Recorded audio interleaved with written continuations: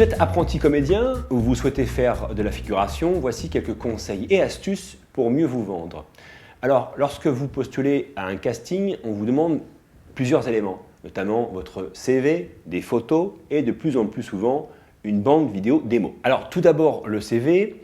Pour les comédiens, ne mentionnez pas vos figurations si vous avez de l'expérience. Et surtout, ne faites pas l'erreur de transformer vos figurations pour un rôle. Les professionnels du secteur vont le découvrir et ça risque de vous desservir. Sur la présentation, faites simple, choisissez des catégories génériques, type téléfilm, film, cinéma, série web, théâtre, etc. Donnez le minimum d'informations à chaque fois. Pour une série connue, vous pouvez éventuellement donner la saison et l'épisode. Donnez le nom du réalisateur si là aussi il est connu. Si c'est un pote à vous qui vous a engagé dans votre court-métrage, pas la peine de le marquer. Et le rôle, si votre rôle est significatif et important dans l'histoire, vous pouvez marquer genre agent de police ou le beau-frère du héros. Si donc c'est important dans l'histoire. Et puis pour votre photo, pas la peine d'en mettre une photo sur le CV puisque les photos sont envoyées à part en pièce jointe. Ensuite les photos. La taille appréciée c'est 13-18, le poids 200 MO pour l'envoyer par email. Le format, le portrait, mais aussi une photo en pied si vous acceptez la figuration. Chose importante, c'est que vos photos doivent être professionnelles, c'est-à-dire faites réaliser par un vrai photographe qui a l'habitude de booking photo comédien. C'est important de faire cet investissement pour vous car la photo est la première chose qui va déterminer ou non votre convocation à un casting.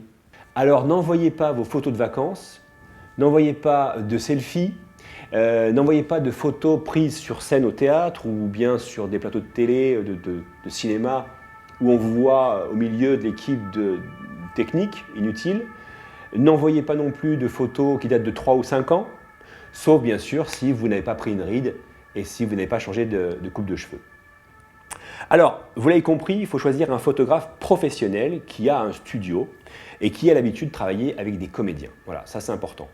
Ensuite, pour le maquillage, pour les hommes, pas la peine, sauf si vraiment vous voulez masquer quelques imperfections de manque de sommeil, vous pouvez mettre un léger fond de teint. Pour les femmes, faites simple au niveau du maquillage. Pour les vêtements, utilisez des vêtements que vous aimez, dans lesquels vous êtes à l'aise dedans. Les démarches, vous allez rechercher des annonces casting sur internet, y répondre, et là, vous allez attendre. Si la date de tournage est passée, c'est que vous n'avez pas été pris, tout simplement. Surtout, ne relancez pas.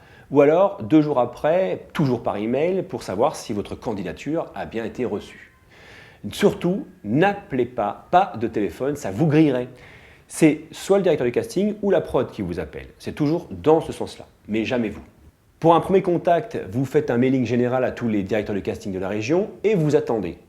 Si un rôle vous correspond, on vous appellera.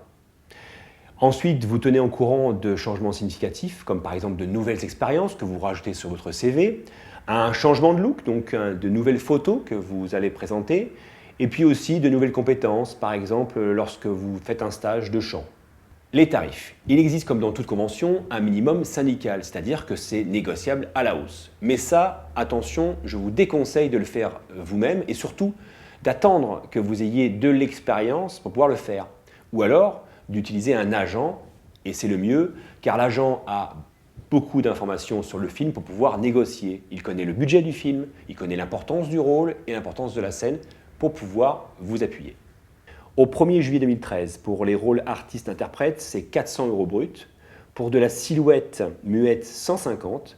La silhouette parlante, ça c'est nouveau, depuis 2013. Jusqu'à 5 mots, c'est 250. Et puis la figuration, 150 € brut. La démo vidéo.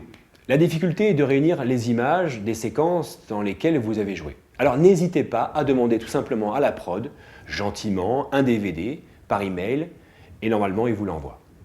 Si vous avez tourné dans une web-série ou un court-métrage amateur, là, vous pouvez exiger les images en contrepartie de votre participation qui est très souvent bénévole. Ensuite, faites le tri. Ne choisissez que des séquences de jeu et enlevez toutes les scènes de figuration ou de silhouette. Si vous n'avez aucune image montrable, c'est-à-dire de bonne qualité, tournez vos propres images. Vous écrivez une scénette et vous tournez entre vous avec d'autres camarades acteurs. Soyez acteur-créateur. Tournez avec votre smartphone, maintenant on a de très bonnes qualités d'image en HD, Il faut juste être bien stable au niveau du smartphone, pas trop bouger, voilà, et ça ira très bien. Le support aujourd'hui, bien sûr, c'est les plateformes vidéo telles que YouTube, Vimeo, Dailymotion, etc. Et vous joignez le lien de cette vidéo dans vos emails.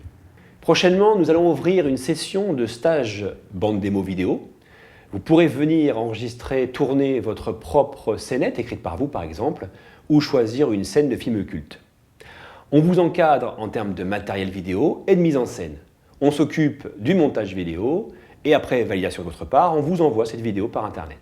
Nous vous informerons par email de ces prochains stages. Vérifiez bien que nos emails n'arrivent pas dans vos boîtes spam. Merci de m'avoir écouté, à bientôt.